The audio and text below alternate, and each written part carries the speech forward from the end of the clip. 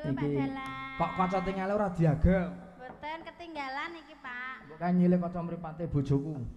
Wong bojomu ora duwe kaca mripat. Ya beda ukurane beda.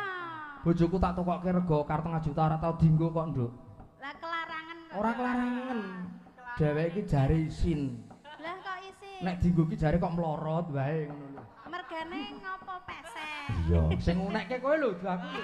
Aku rek muni nek diagem kok mlorot. Mergane wae. iki nek pesek kan ra iso nggo ganjel to, Pak Dalang. Iya bener. Nggih. Ya. Iki jane kalau mongso ya yu sesuk nek sura tak tumbaske kaca mripat sing atom 15.000 men kok ketok mahasiswa kabeh. Ambar esen. Nah iki lho. Lah apa nek wong pinter ki kudu kacamatanan. Oh, kacamata iso ngundhakke rega lho. Ketoke penyawange sing lenggan, wah kae sinden jenius kae paling sarjana seni paling ora. Mongko SD ora tamat ya to. Rak men gondongkrak jeneng karo ngunggah-ngunggahke rega.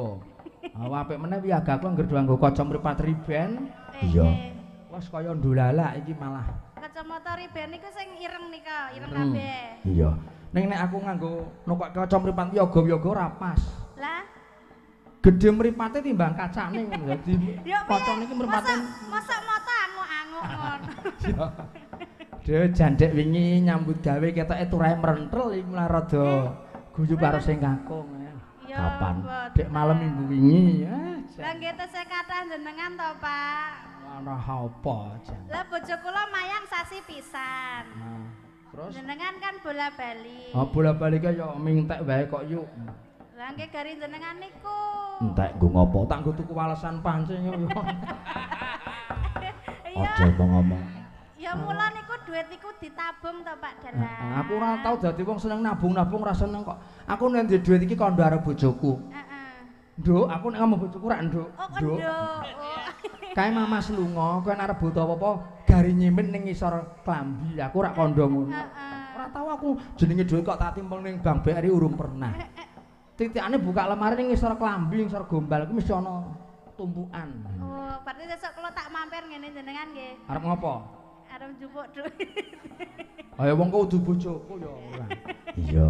Kuwi sing apa kamar ngisor, lek kamar dhuwur kuwi dhewe, lemari dhewe. Tak nggo madahi. Oh, berarti jenengan nek singgah duit niku ten lemari. Nang lemari. Nek jaman sakniki niku ten nganu lho Pak Dalang, ten brankas. Pas kesuwen barang wis. Bojoku bola-bali ming paketan-paketan wae kok kon buka brankas wis ora. Iki ngene lho Nok, iki zamane maju ya Nduk. Tak suwun kanthi banget iki aku ora maca desa utawa panggonan. Saiki sing jeneng pinjol pinjaman online kuwi dadi apa? Dadi mungsuhe masyarakat.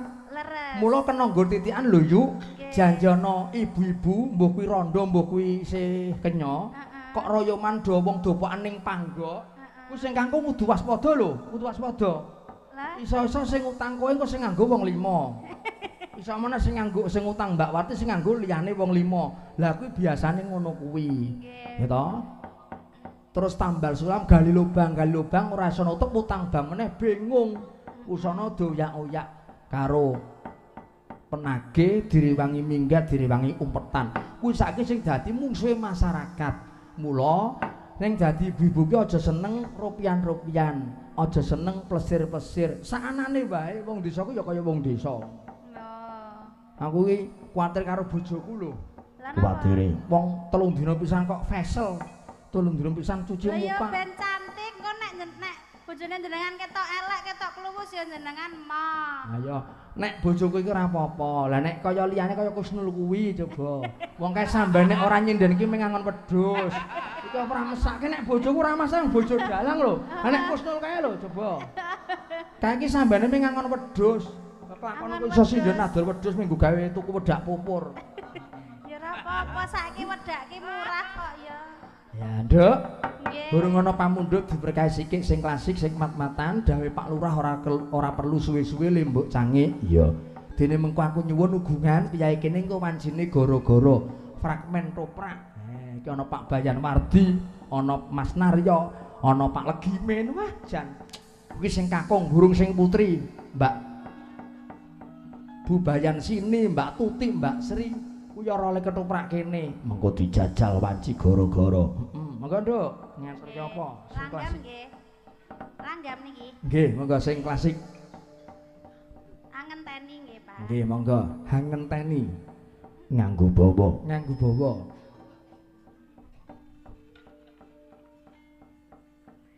Kiraku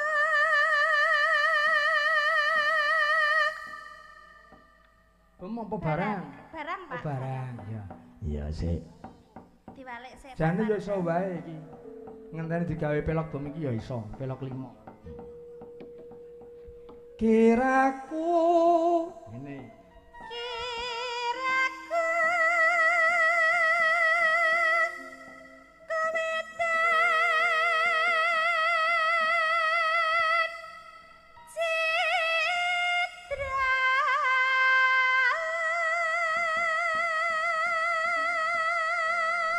Nyalani dhisik nduk ngaturaken sugeng dalu, sugeng rawuh kagem kru kerawitan saking Munggang Sari sing dipun pandhegani Mas Mijo wani nyangga dosa. Matur nuwun iki grup kerawitan saking Munggang Sari ya rawuh mrene. Iki benggol-benggol seniman iki pembalung ulung iki. Pembalung ulung. Do rawuh matur nuwun Mas Mijo, Mas Slamet. Minggah mawon seniman iki aja ning ngisor. Nek seniman jago ngisor ana wiyaga utawa sinden esuk ndane sing nyantet sing ning ngisor. Iya. Lanjut.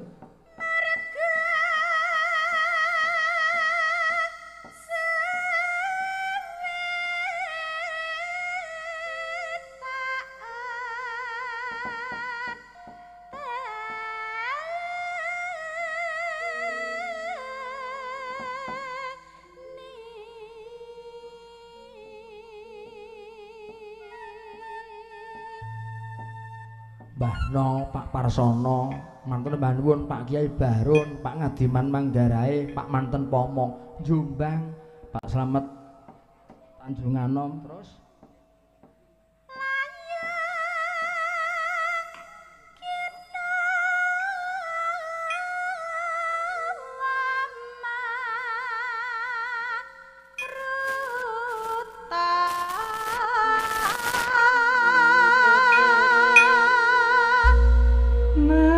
nenong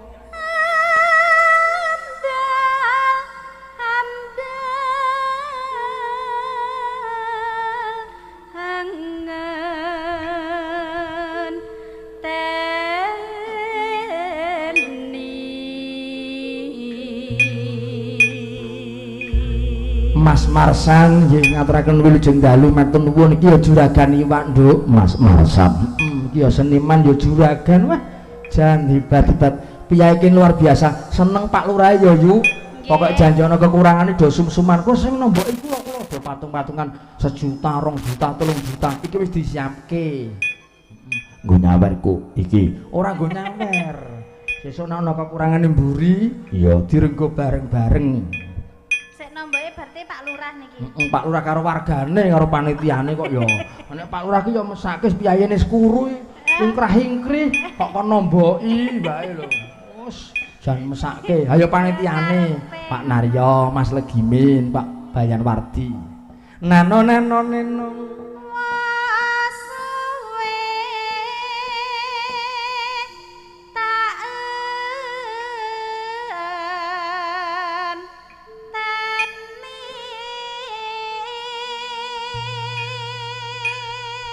Mas Gundul, Mas Maryono saking Sleman, matur nuwun. Iya. Rasaku ngantuk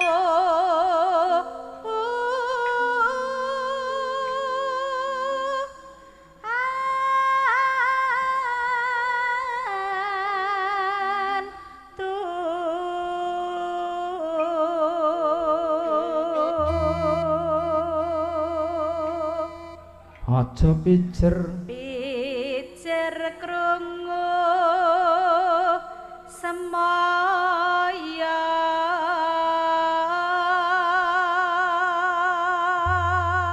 lalolelo iyo ena yen tak enteni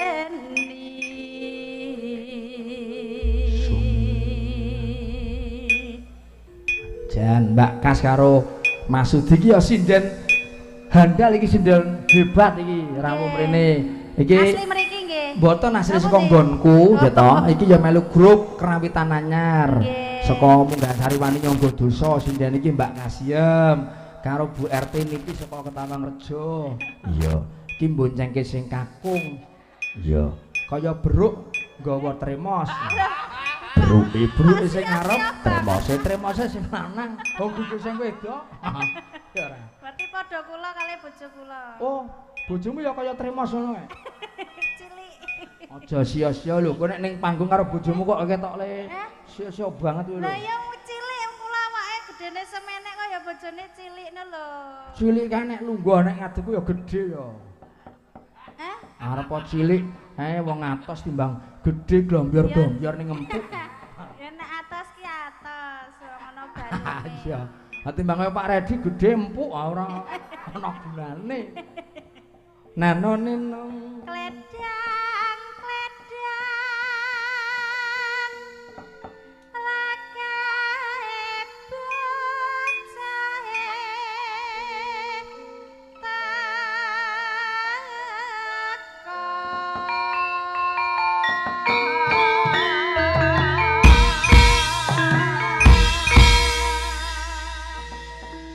Saking pejagran lenggahipun wonten Kalimantan menika streaming kintu kagem Pak Susilo kalian Pak Susilo kalian Pak ora ana diwaca kalian warga dusun Malang nyuwun pepeling lan siruning nomor rekeningipun mangke kintu kula kirimi nggih matur nuwun menika pikantuk kinten salam Pak Susilo saking Mas Ki Kuncoro Siswa Carita. Langgame apa, Nduk? Angenteni. Ugi katur Mas Sartujan wonten dalemipun piyambak-piyambak buka celuk dados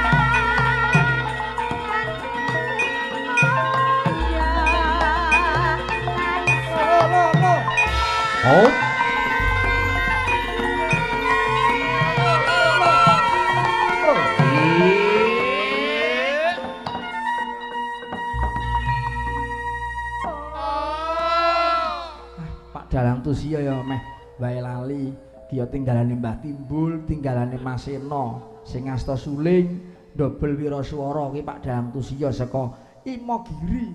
Ya kaya juru kepruk. Ning biyen. Lanjut.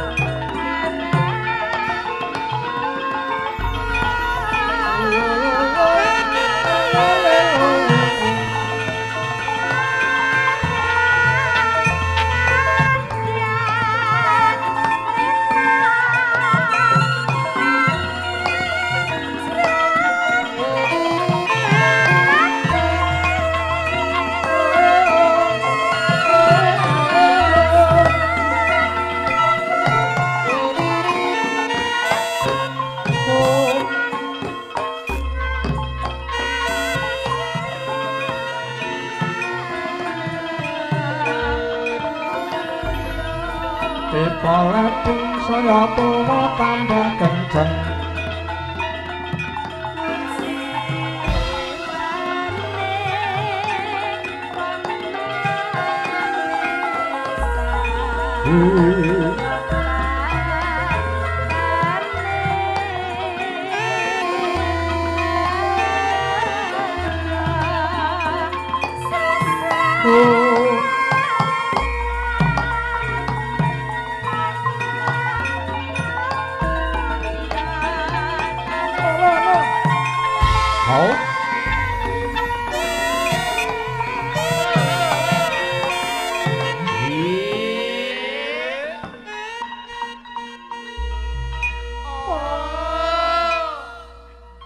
Bablaske sak ramban lancaran bersih desa. Ya.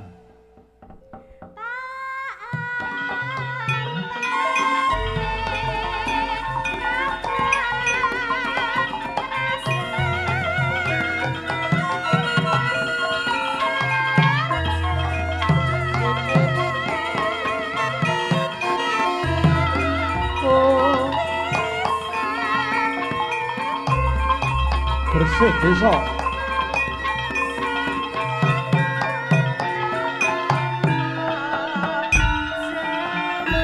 Yo